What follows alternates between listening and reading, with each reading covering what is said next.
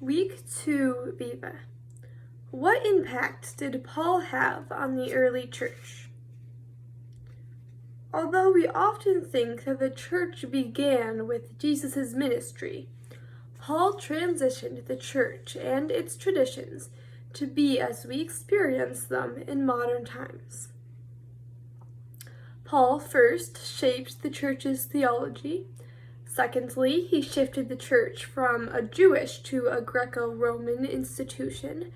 And thirdly, he shaped the way that the church was structured. My first point is that Paul had a huge impact on the church's theology. He transitioned the emphasis to the cross and salvation through his writings, and he changed the status of Jewish law in Christianity. Paul's arguments were at odds with the church in Jerusalem, which was led by James, the brother of Jesus. The church in Jerusalem basically followed exactly what Jesus had said. So they were basically following a stronger version of Judaism in preparation for the kingdom of heaven, which is one of the primary things that Jesus taught about in his ministry.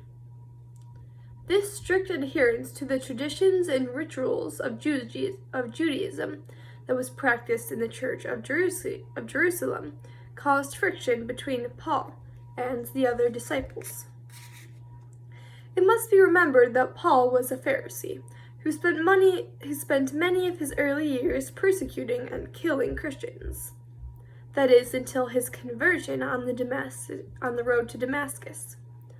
Paul claimed the status and authority of an apostle due to a series of visions revealed to him by Jesus. Paul was very blunt and bold to the other apostles, especially when he believed that they were wrong. This could be very infuriating to the other apostles, like James and Peter, who were Jesus' closest companions throughout his life. Besides this, Paul had literally killed some of their friends, like Stephen.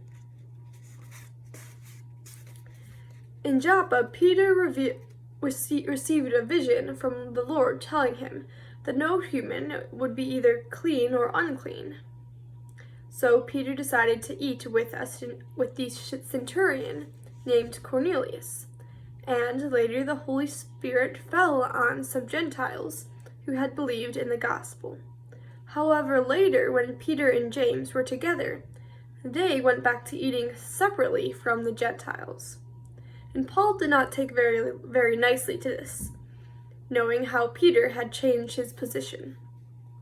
According to Paul's writings in Galatians, quote, "When Peter came to Antioch, I opposed him to his face, because he stood to be condemned," unquote. So basically, Paul thought that this was enough to condemn Peter to hell. So he was like, you need to stop doing this. My second point is that Paul shifted the church from a Jewish to a Greco-Roman institution. The fact that Paul was a Greek-speaking Jew, a Roman citizen, and a student of some of the highest teachers of Jewish law really meant that he could become all things to all men. In his letters, Paul boasts about his Jewishness and knowledge of the law, and he never mentions his Roman citizenship.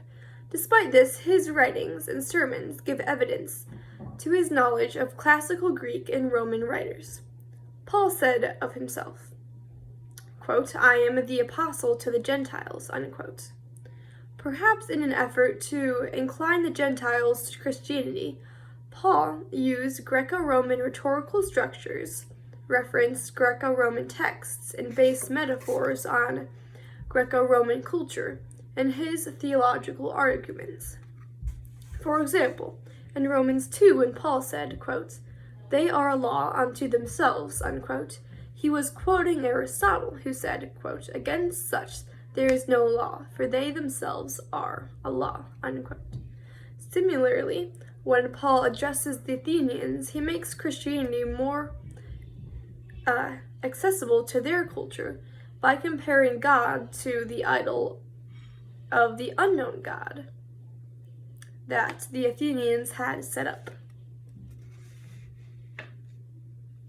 My third point is that Paul brought the Roman system of patronage into the structure and language of the church. As Paul evangelized in the Roman world, the system of patronage began to leave its mark on the churches that he had founded. In his letters, Paul alludes to the patrons and clients in the churches that he has planted. The story of Philemon depicts how Paul used the patron-client relationship to allow the church to flourish. Philemon was the patron of the church that met in his home, and he might even have been Paul's patron. Paul and Philemon had a relationship wherein Paul offered to pay for the damage caused by Onesimus, Philemon's runaway slave, and later, Philemon supported Paul while he was in prison. In addition to this, the language that came with the patron system that Paul used in the Bible because it was understood by the people. The Christian terms grace and faith were part of the language of patronage. So Paul used these because they were pretty familiar to the people he was trying to reach with the gospel. According to Randolph Richards, quote, "When the patron gave unmerited gifts of assistance, these were called charis, meaning graceful gift. The client responded with faithfulness to the patron, called pistis, or faith," unquote. In conclusion, although we often think that the church as we know it began at the time of Jesus' ministry, Paul's work transitioned the church to have the traditions and theology that we experience today.